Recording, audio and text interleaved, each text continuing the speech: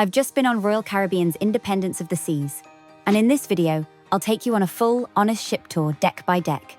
We'll be starting right at the very top of the ship and working our way down, covering every bar, restaurant, lounge, pool, and even a few secret spots you might otherwise miss. So, let's begin at the very top. Deck 15 is the highest deck on Independence of the Seas, and is home to the escape room, although on my cruise it was closed off and not in use, so there wasn't much happening up here. Deck 14 is where you'll find some of Independence's most exclusive lounges, along with one of the best nightlife spots on the ship. The Crown Lounge is reserved for Diamond members and above, in Royal Caribbean's Crown and Anchor loyalty program. Right next door is the Suite Lounge, available to guests staying in a Grand Suite or above. And then there's Olive and Twist, also known as the Viking Crown Lounge, which is one of the best spots on board for late-night entertainment. During the day, it's a peaceful place for a drink with panoramic views, but at night it transforms into the ship's nightclub. Deck 13 is where you'll find all the action.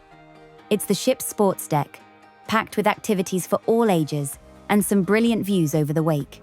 Right at the front is Independence Dunes, the mini golf course. It's complimentary to play as much as you like, and while it looks quite simple at first glance, a few of the holes are surprisingly tricky. It's a fun family activity, and because it's tucked away forward, it never feels too crowded. There is also a quieter sunbathing area here, if you like a quieter spot to sunbathe. Aft is the sports court, a multi-purpose area where you'll see everything from basketball and five-a-side football, to pickleball, and even the odd game of dodgeball. The atmosphere here is always lively, especially on sea days. Next to the court is the climbing wall. This is included in your cruise fare, and there are routes for both beginners and more experienced climbers. If you make it all the way to the top, don't forget to ring the bell and enjoy the view while you're up there. The FlowRider surf simulator is another signature feature of Independence. It looks daunting at first, but it's great fun whether you're bodyboarding or trying to stand up. It's completely free to use though, if you want a private lesson, that does come at an extra cost. My advice is to go along and give it a try at least once, even if you just want to watch others wipe out for a bit of entertainment.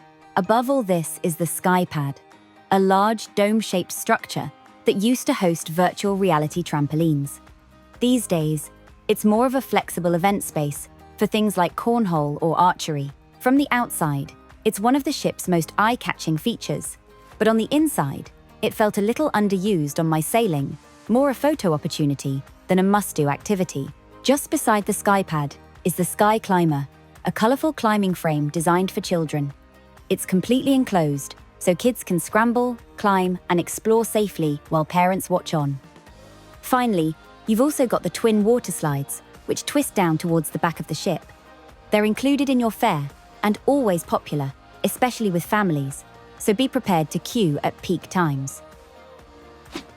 Deck 12 is a real mix of family spaces, casual dining, and quieter areas to relax, with something going on from morning until late at night. Starting right at the front, you'll find the Vitality Spa. Treatments here aren't included, but you'll find everything from massages to facials, acupuncture, and a full-service hair and nail salon. Just behind the spa, and overlooking the pool deck, is the Sky Lounge Bar, with outdoor seating that's great for people watching. There is also a nice sunbathing area above the Sky Lounge, with egg-shaped lounges and great views of the pool deck. There are also reserved lounges for suite guests and Pinnacle members. Moving further aft, you'll see plenty of lounges lined up above the pools.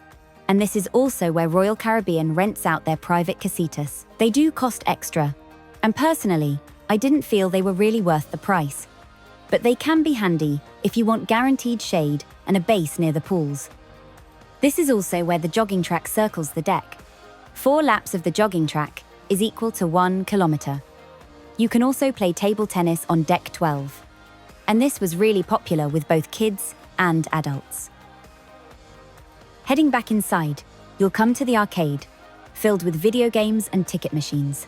It's not included in your cruise fare, everything is pay per play, but it's smartly placed right next to Adventure Ocean, the kids club.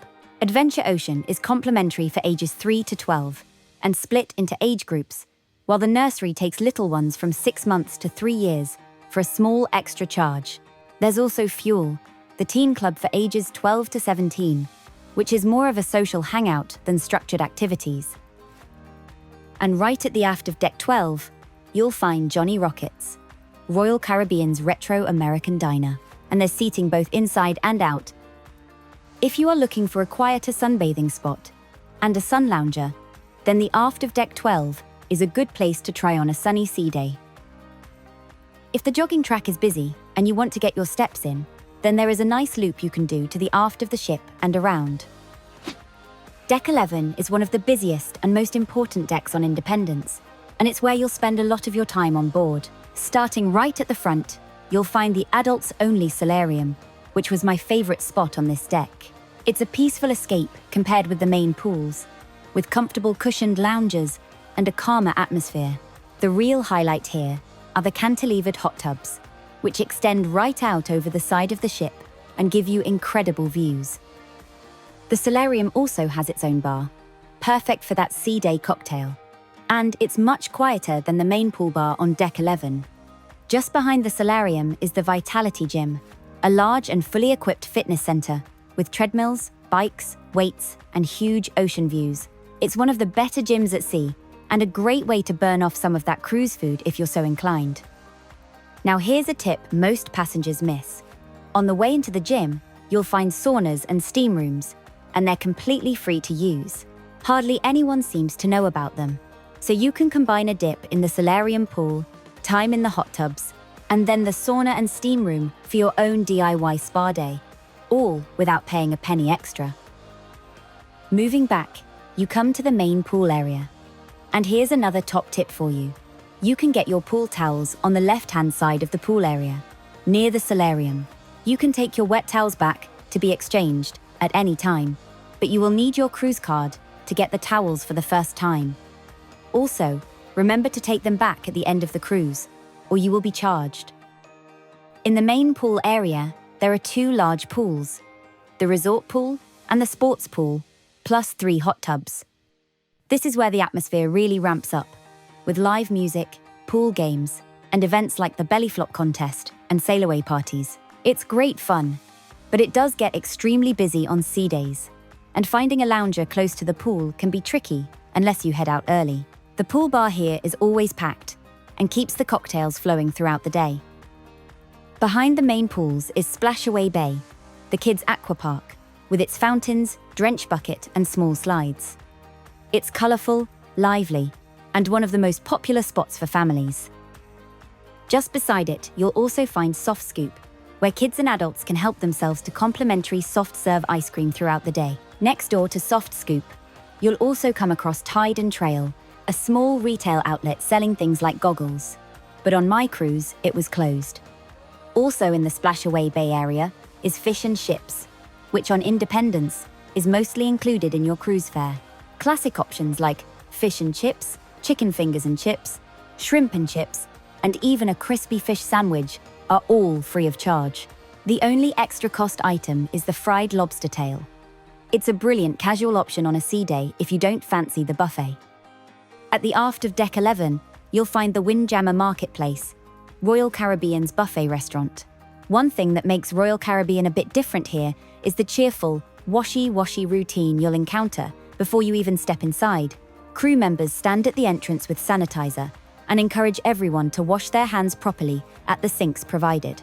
Once you're through the entrance, the buffet itself is open for breakfast, lunch, dinner, and late-night snacks, with a wide range of international dishes from curries and stir-fries to carvery stations, salads, and plenty of familiar comfort food. Breakfast is busiest on sea days, but if you go earlier or later, you'll usually get a table without too much trouble. At the Windjammer, there is also a bar and 2 of the fountain soda stations.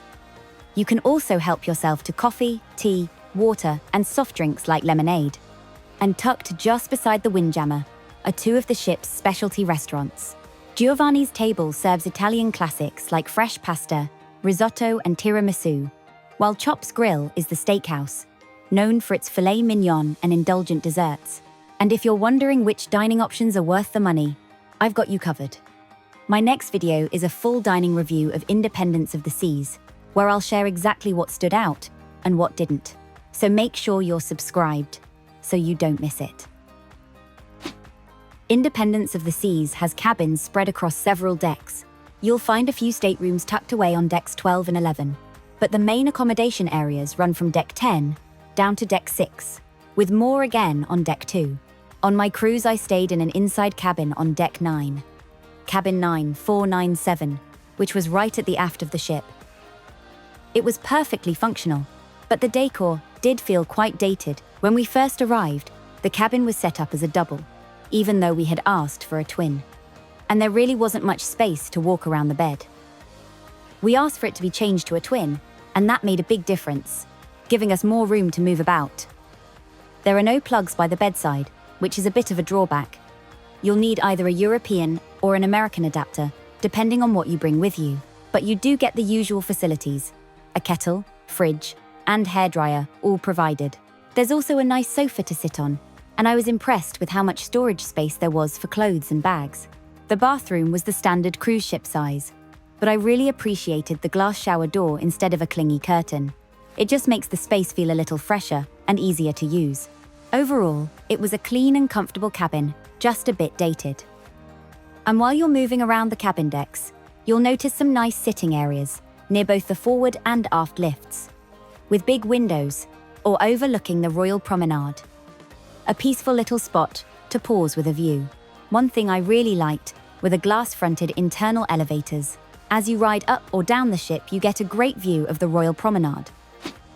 And speaking of the Royal Promenade, that's exactly where we're heading next, down on deck 5. This deck is the heart of Independence of the Seas. We'll start right at the front of deck 5 and in the Star Lounge.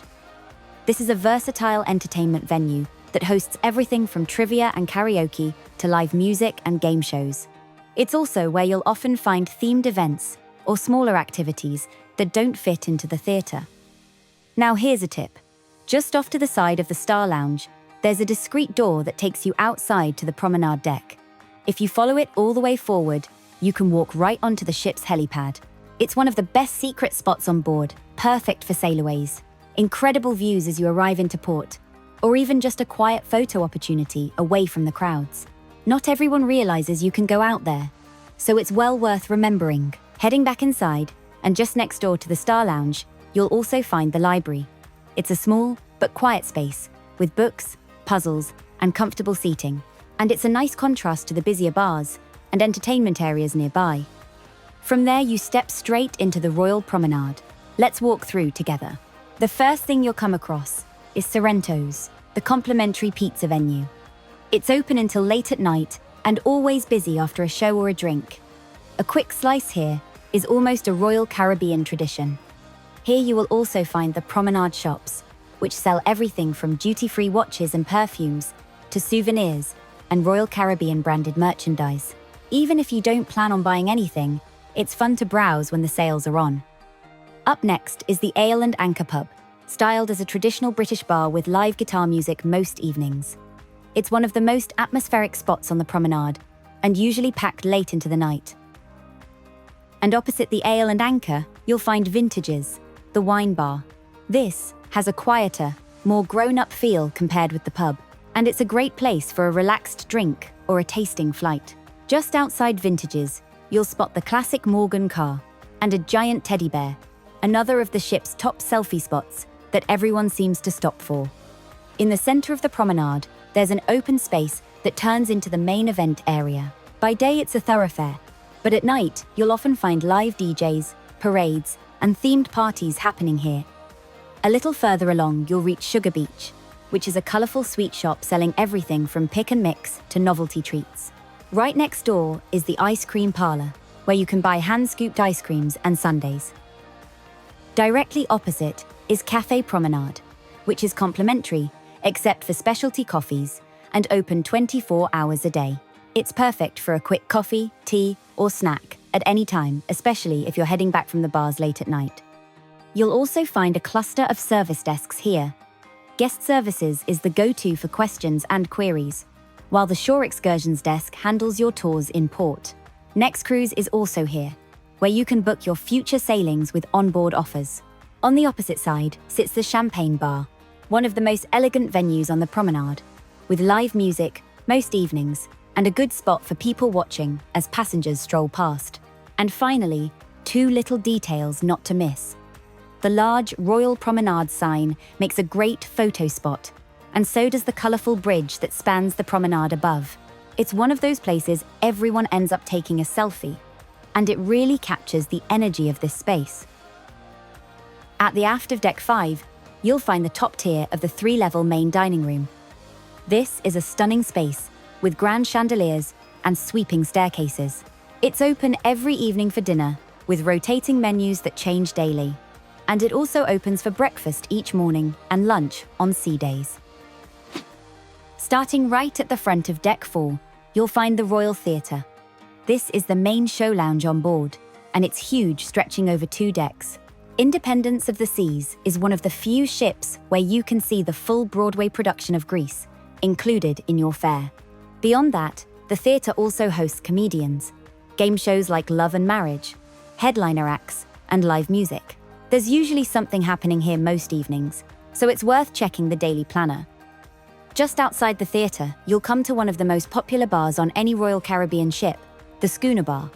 This is the piano bar, with a nautical theme and a great atmosphere in the evenings. The piano player takes requests, and it often turns into a lively sing-along. It's also home to daytime trivia and smaller activities, so it's busy from morning right through to late night. Next along is Izumi, the Asian specialty restaurant. On Independence, it's a combined sushi and teppanyaki venue. The sushi is excellent, but the real highlight is the hibachi tables, where the chefs cook in front of you with a lot of flair. It's very popular and does cost extra. Heading further aft, you'll enter Casino Royale. This is one of the largest casinos at sea, with slot machines, blackjack, roulette, and more. You need to be 18 or over to play. And of course, it's all for real money, but even if you don't gamble, it's fun to wander through and soak up the buzz. There's a full-service bar in here too. Beyond the casino is Playmakers Sports Bar. This is the place to watch live games, with big TVs everywhere, plus pool tables and arcade-style games. At the very back of Deck 4 is Boleros, the Latin-themed bar and lounge. It's got a completely different vibe, lively, colourful, and with live bands most nights. The cocktail menu is brilliant too. It's a really popular spot in the evenings, and often gets packed. The middle tier of the main dining room is at the aft of Deck 4. Now, just outside Deck 4 is the wraparound promenade deck. This is a wide outdoor space that circles most of the ship, and it's much quieter than the pool deck above. It's a great spot for a walk, a jog, or just sitting with a view of the sea. Let's head down to Deck 3. At the very front of Deck 3, you'll find the lower entrance to the Royal Theatre. This gives you a slightly different perspective on the shows compared with the main level on Deck 4. It's a good option if the upper seating is full. Now here's something to be aware of. You can't actually walk straight through from the Royal Theatre to Studio B on this deck. The theatre blocks the way, so you'll need to head up to Deck 4 midship, walk past the casino, and then back down to Deck 3 again to reach Studio B. It's a bit of a quirk of the layout, and one that catches a lot of first-timers out. Once you're in the midship section of Deck 3, you'll find Studio B, the ship's full-size ice rink. By day, it hosts open skating sessions, where you can borrow skates. And by night, there are spectacular professional ice shows included in your fare. Around this area, you'll also come across the photo gallery, where all the ship's photographers display their work. If you've had portraits taken on formal night or in port, you can browse and order prints or digital copies here. Nearby is the art gallery, which hosts regular auctions and is a nice place to stop and admire some striking pieces as you walk through. Finally, at the aft of Deck 3 is the lowest level of the main dining room. And the final deck of our full ship tour of Independence of the Seas takes us to Deck 2. Deck 2 is home to the loyalty desk, where you can chat about your crown and anchor status or ask questions about benefits, and the conference center, which is mainly used by groups and for private events. You'll also find passenger cabins down here. And that's the full deck-by-deck tour of Independence of the Seas. But of course, seeing the ship is only half the story. In my last video, I shared my embarkation day and first impressions from the moment I boarded to exploring the ship for the first time, and even a first look at my cabin.